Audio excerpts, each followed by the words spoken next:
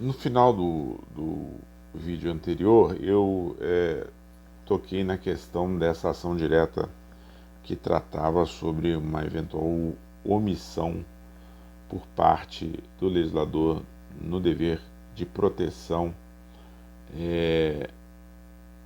que lhe incumbia através da tipificação de crimes de homofobia.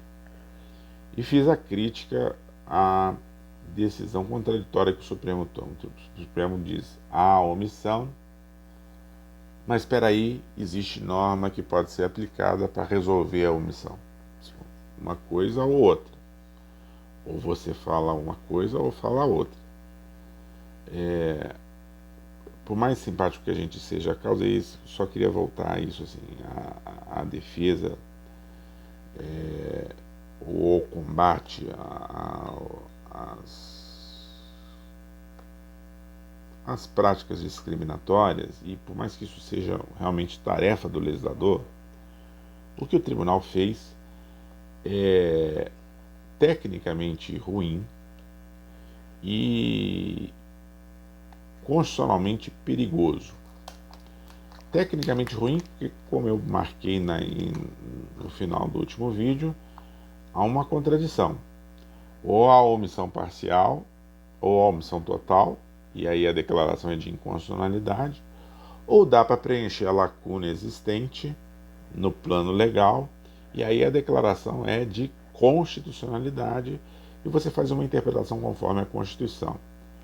E a interpretação conforme a Constituição, gente, isso que eu queria marcar aqui, porque eu estou usando um dispositivo constitucional, que é o princípio da isonomia, para dizer assim, olha, aquela lei que fala sobre injúria racial pode e deve ser aplicada por um princípio isonômico a injúrias de caráter homofóbico, porque elas são em tudo e por tudo iguais. Então, eu uso o princípio da isonomia para promover uma extensão do âmbito do tipo penal da injúria racial. Então, tecnicamente há uma contradição aqui, mas politicamente há e juridicamente também juridicamente, antes de tudo, há um perigo tremendo, porque nós estamos lidando aqui com o campo da estrita legalidade penal. E fazer, através do princípio da isonomia, a criminalização de determinadas condutas que não estão expressamente previstas originalmente no tipo legal lá, é de um perigo enorme, tanto do ponto de vista da divisão de poderes, quanto do ponto de vista da defesa dos direitos fundamentais de todos nós, mas dos acusados em processo penal. Quer dizer, é tremendamente comprometedor da segurança jurídica e um dos princípios mais básicos do Estado de Direito, que é o princípio da estrita legalidade penal, você pretender fazer esse preenchimento de lacuna assim. Existem outros casos onde o tribunal pode fazer isso com uma certa facilidade. O caso famoso, não tratado em ações diretas, mas cujo raciocínio pode ser igualmente tratado, pode ser usado, o exemplo pode ser usado aqui no nosso campo das ações diretas, é o caso da extensão de normas de caráter previdenciário para categorias distintas. O tribunal já decidiu que, diante da omissão total do legislador em regular o sistema de aposentadoria para servidores públicos que trabalham em condições de insalubridade e periculosidade, é possível se utilizar as normas previdenciárias para os trabalhadores da área privada para os servidores públicos. Então, um caso famoso era de um técnico em radiologia da UFRJ, que trabalho de natureza claramente insalubre, que tendo preenchido 20 anos ou 25 anos de serviço público, pretendeu se aposentar nos termos da legislação previdenciária do regime geral de previdência, que é para os particulares. A Constituição manda que a legislação estabeleça critérios para a aposentadoria especial para o servidor público que trabalha em condições de insalubridade e periculosidade. Essa legislação não veio, mas existe para o setor privado legislação que diminui o tempo de serviço, dada o caráter insalubre dessa atividade. O que esse sujeito pediu foi que fosse aplicado a ele, por um princípio de isonomia, portanto, utilizando-se o texto constitucional aqui, a mesma regra do setor privado, só que agora para a sua aposentadoria no setor público. E o tribunal fez isso. Aqui eu não vejo problema. Na verdade, o que o tribunal faz isso às vezes o tribunal chama de sentença aditiva. Esse nome é um nome que eu acho muito infeliz, mas está na jurisprudência do tribunal. O tribunal igualou situações que são efetivamente, eu não diria nem iguais, são idênticas. O serviço de radiologia feito em hospital público ou em hospital privado é exatamente o mesmo e o nível de insalubridade é exatamente igual. Não há por que o trabalhador privado poder se aposentar com menos tempo em virtude da insalubridade e o servidor público não poder gozar da mesma vantagem. Parece que aí seria um caso clássico de se declarar a constitucionalidade mediante interpretação conforme a Constituição, reconhecendo que não há uma omissão, ou se a omissão há, ela pode ser, não há uma verdadeira omissão, há só uma aparente omissão, porque o princípio da igualdade permite legitimamente a aplicação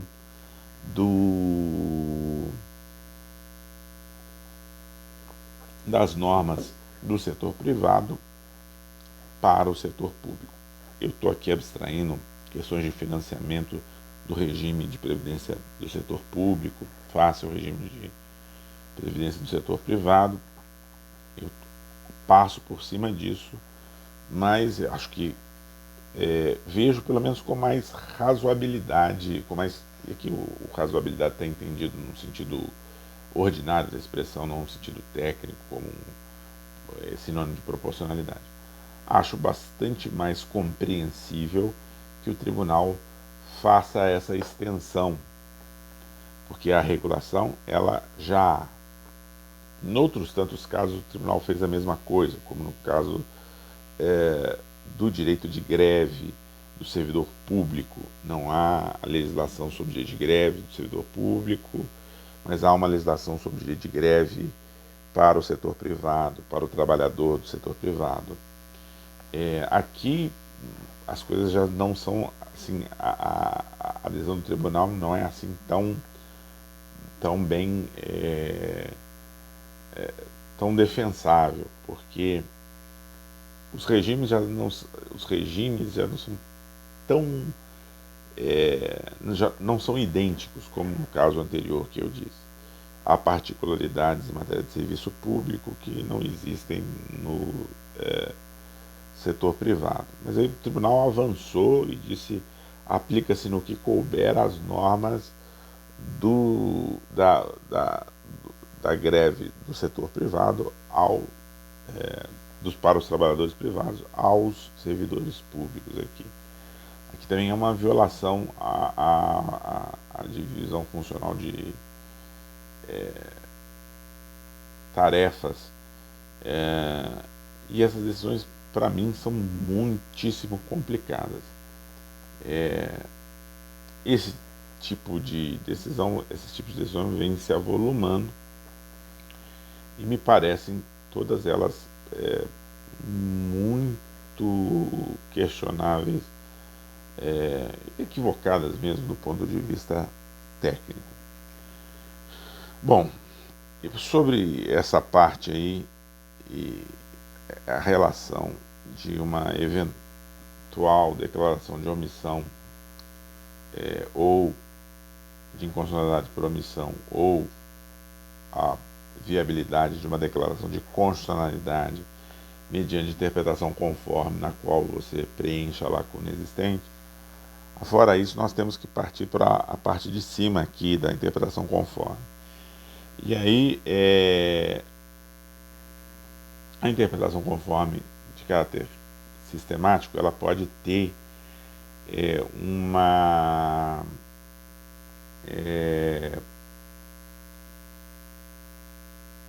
tarefa, ou pode cumprir uma tarefa importante no que concerne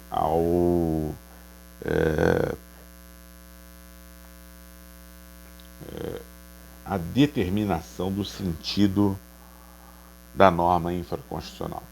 Aqui eu faço interpretação conforme porque há uma pluralidade de sentidos para o texto questionado e uma ou algumas delas são compatíveis com a Constituição. E aí temos uma divisão possível. A interpretação conforme determina o sentido na norma infraconstitucional. Essa aí é a primeira subdivisão aí, pela escolha de uma entre várias interpretações mutuamente excludentes. O texto tem interpretações mutuamente excludentes, ou você interpreta o texto de uma maneira A ou B, e aí você deve escolher aquela que seja a mais compatível com o texto constitucional.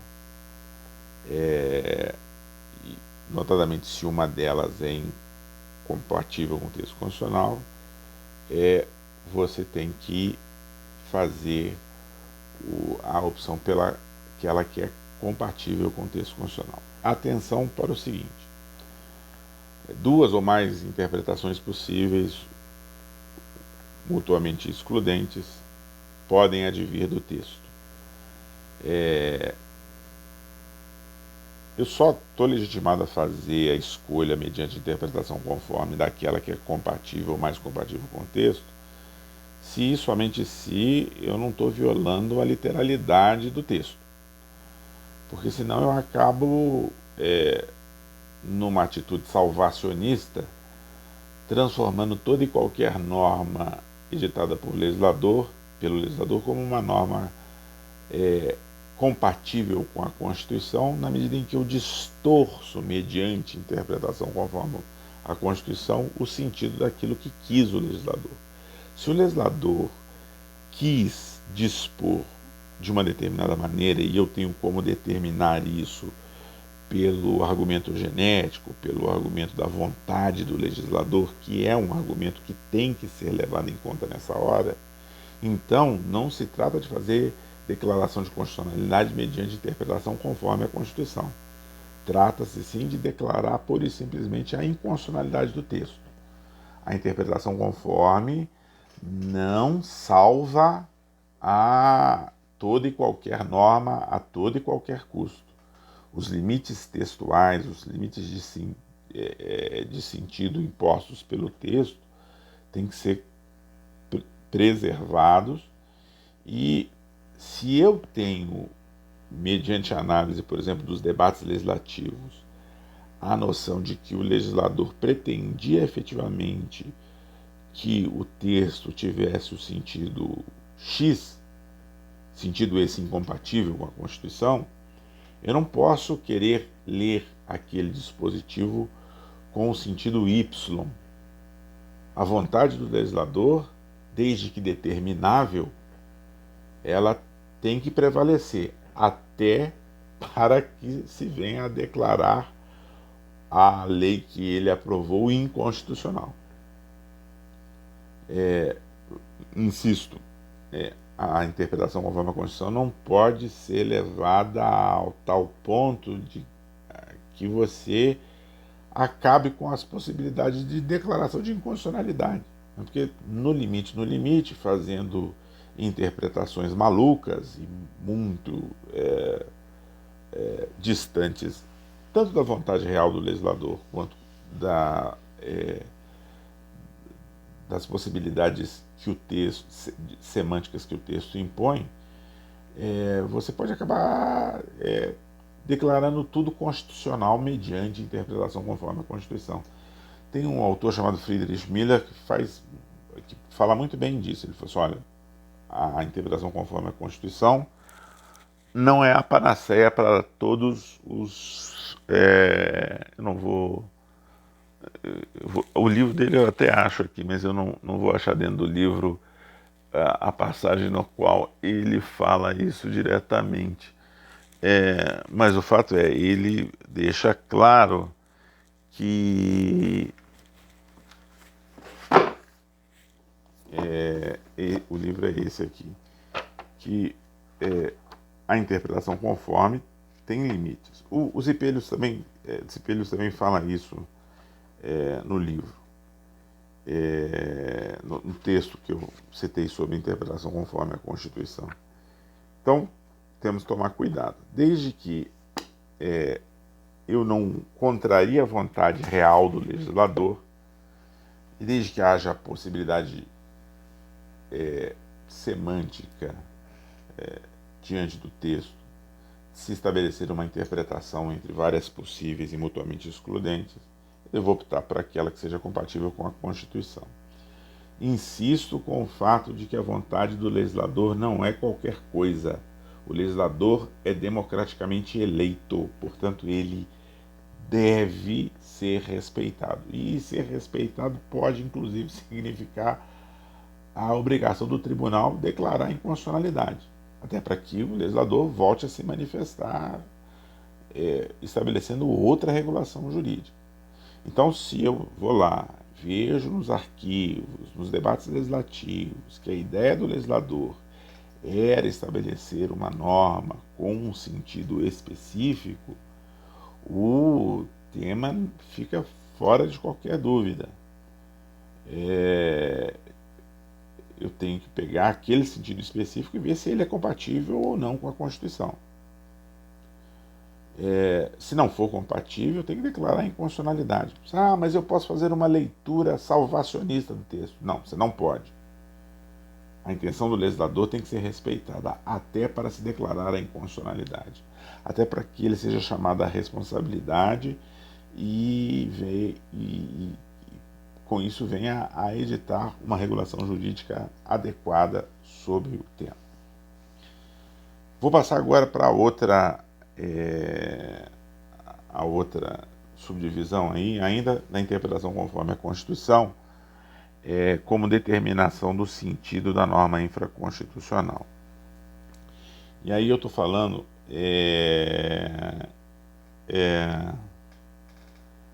da interpretação conforme a Constituição, que determina o sentido da norma constitucional pela chamada redução teleológica do âmbito de incidência da norma. O que significa dizer isso? Vamos por partes. Redução teleológica é um expediente pelo qual eu restrinjo o alcance semântico do texto. O legislador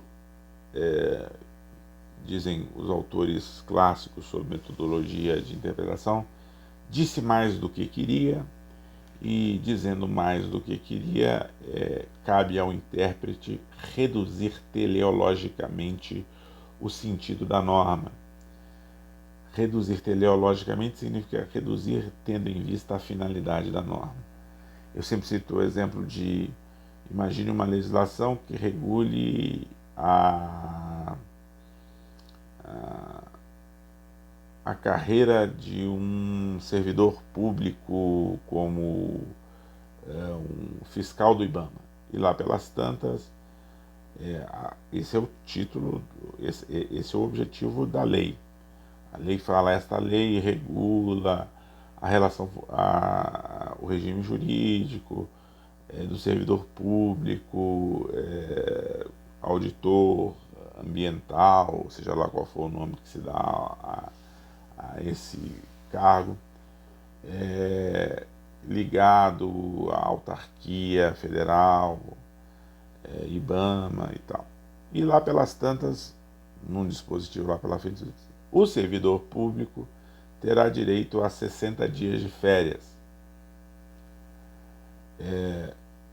O texto desse dispositivo está inserido numa lei que fala sobre uma carreira. Eu também sou servidor público federal. E aí a pergunta que se põe é: na medida em que a norma fala que o servidor público tem direito a 60 dias de férias, o professor universitário pode, que aliás tem 45 dias de férias, segundo a sua legislação, pode agora pleitear os 60 dias? Fazendo uma interpretação de caráter sistemático, eu posso reduzir teleologicamente esta norma.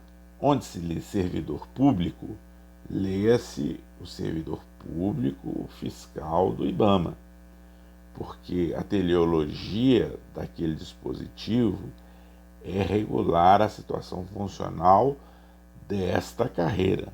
A finalidade do dispositivo, o telos do dispositivo, é a regulação da carreira de servidor do IBAMA. Então, essa é típica forma de interpretação de caráter sistemático, onde eu faço uma redução teleológica.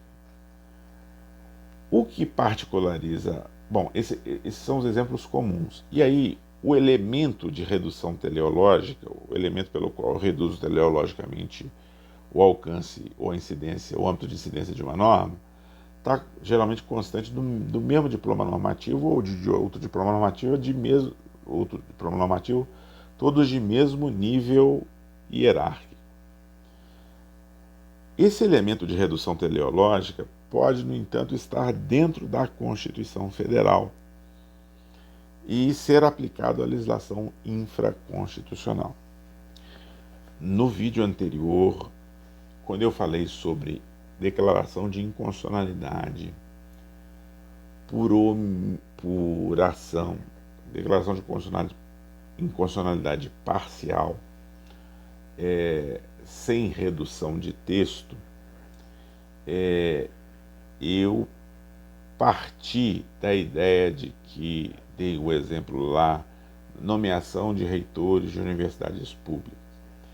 Eu parti da ideia de que o objetivo do legislador era dar ao presidente da República a atribuição para nomear reitores de quaisquer universidades públicas, sejam federais, estaduais ou municipais.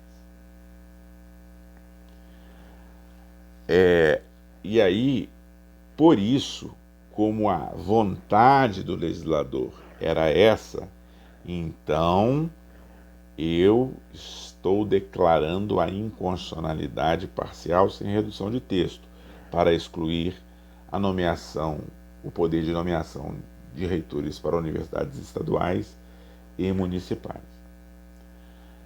Agora imagine você, usando o mesmo exemplo, se eu tivesse condições de determinar que, pela análise dos debates legislativos, nunca foi a intenção do legislador dar ao presidente o poder de nomear reitores para universidades que compõem esferas administrativas dos entes locais.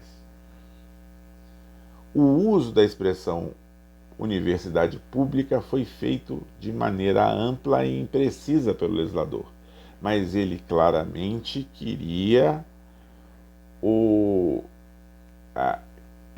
que se referir à nomeação de reitores de universidades públicas federais. Usou a expressão universidades públicas, sem o qualificativo de caráter restritivo federal.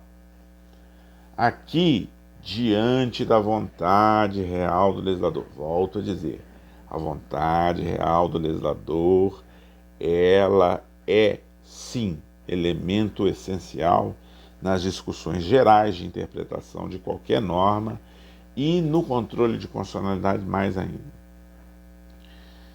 Se eu sei que nunca foi a intenção do legislador dar esse poder de intromissão do presidente da República nas esferas administrativas locais, eu não tenho que fazer uma declaração de inconstitucionalidade parcial sem redução de texto. Eu tenho que fazer uma declaração de constitucionalidade mediante interpretação conforme a Constituição, para reduzir teleologicamente o âmbito de aplicação ou de incidência da norma. Então, aqui, esse é um ponto muito delicado, sabe por quê? Porque o próprio tribunal se enrola nisso. Não é incomum você ver em decisões e você vai falar assim, o Renato falou isso e eu tenho visto outras coisas nas decisões do Supremo. Não é incomum você ver o Supremo falar em declaro a inconstitucionalidade parcial sem redução de texto mediante interpretação conforme a Constituição. Isso aqui é um festival de asneira sem tamanho. Declaração parcial de inconstitucionalidade sem redução de texto é uma coisa, e interpretação conforme a Constituição é tipo de declaração de constitucionalidade. Renato, tem efeitos práticos? Precisa ficar com